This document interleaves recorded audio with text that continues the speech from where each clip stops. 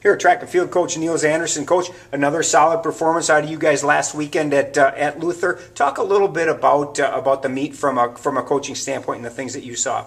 Well, what's really nice about Luther is it's basically a duel, and in track and field that doesn't happen very often. We usually go to pretty large invitationals, and so this was a chance for some of our athletes to get into some different events that they hadn't seen this year. It was a chance for me to see some people who I anticipated would be okay in an event, but they ended up being great. And I can obviously talk about a couple of those. I'll probably steal your next question there.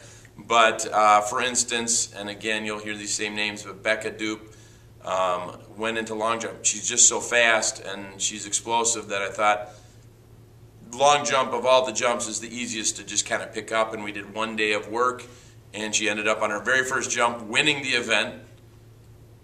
She's third all time on the top 5 on one jump. So those are kind of fun. And obviously the pentathlon was an event that was new. Phil Emmerich, who's a senior, has never done a pentathlon. He's our heptathlete. And so he made 5th on our all-time list there. And the big highlight of the day was Morris breaking a school record in the 600.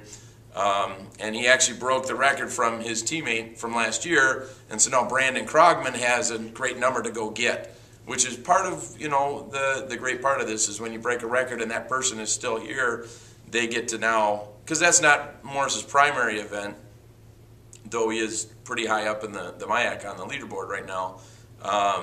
That's not his primary event, is we kind of trained up to that and just gave him a shot to run a 600, and he was happy to do that. But those kind of things are available on a day like when you have a duel.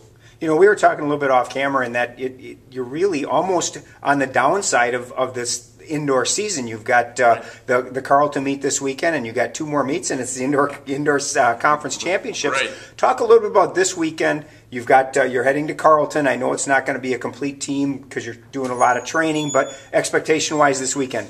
Yeah, one of the really nice pieces of going to Carleton versus when we went to Superior last year is that the conference meet is at Carleton. So you get some home field advantage as far as being able to be one of the few teams that's going to be competing there before the MIAC. You get the lay of the land, how their long jump and pole vault pits work. All of that's really important when you show up to a meet to figure that all out. If we have some of that foreknowledge, that's really nice. So there's that tiny piece.